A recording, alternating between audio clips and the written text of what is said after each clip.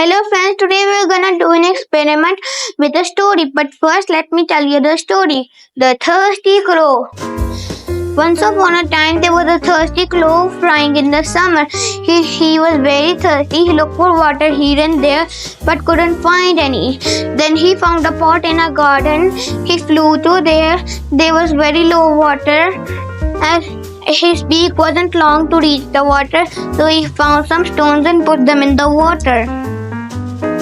Let's start with the experiment. The water is same in the both bowls. Now we'll take pebbles and put them in the water.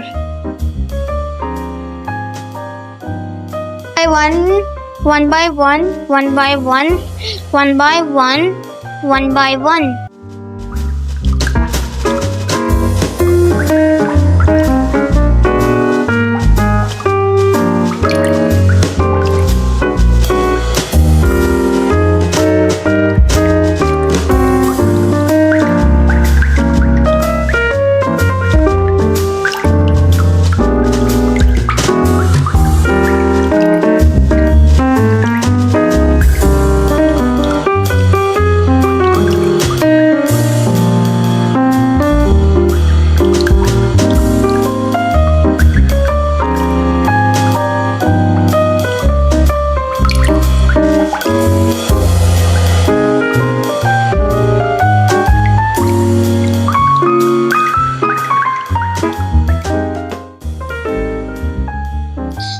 You see, the water rises up and the crow drank the water and flew happily away.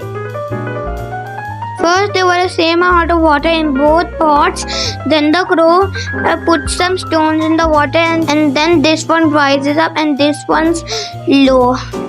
So the moral of the story is that the crow took some stones and put them in the water.